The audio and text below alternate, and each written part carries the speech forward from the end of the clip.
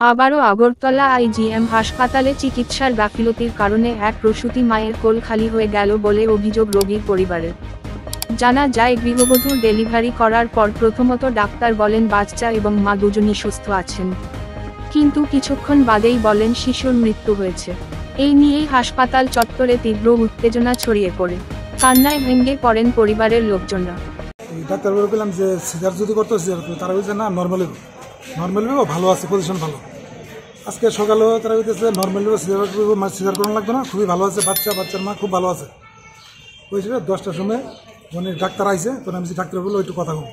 মানে একজন ম্যাডাম ঢুকছে, ম্যাডাম দেখাশোনা করছে, দেখছে পরে মানে আমার কথা বলতে দিচ্ছে না। তখন নিচে আগে পড়ছি, ডাক্তার রাউন্ড থেকে গেছে, যাওয়ার পরে মানে ওটিতে লয়ে গেছে।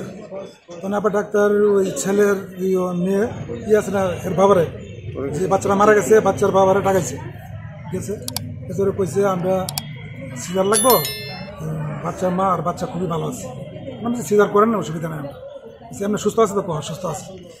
সিজার করছে, সিজার করার পরে আইয়ে হয়েছে, মেয়ে হয়েছে, এই 5 মিনিট পরে আইয়ে হইতেছে মারা গেছে, কারণ হয়েছে।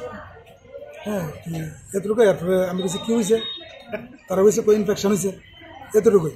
মানে ইনফেকশন কী হয়েছে আমরা বলি না, আমরা বাচ্চাটা দেখছি একদম পুরো স্পট নাই, একদম ভালো আছে। মানে কীভাবে মারেছে ডাক্তার সামনে আসতে না, এখনো আসছে।